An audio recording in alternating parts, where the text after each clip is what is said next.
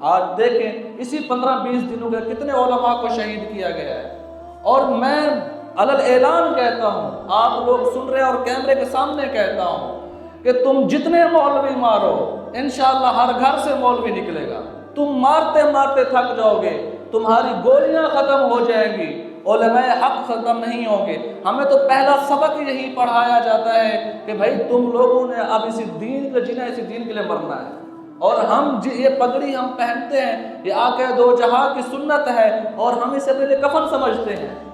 جس دن آئے گے سینے پہ گولی کھائیں گے، لیکن حق بات کہیں گے۔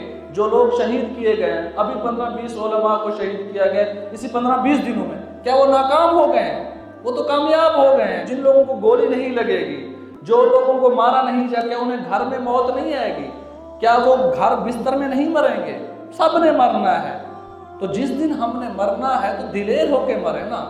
ہم اللہ کے آگے سرخرو ہوں، اللہ ہم نے آپ کا کلمہ بلند کیا تھا، ہم آپ کے نام پہ جیے ہیں، آپ کے نام پہ مرے ہیں، لیکن آج ہم بزدل ہو گئے۔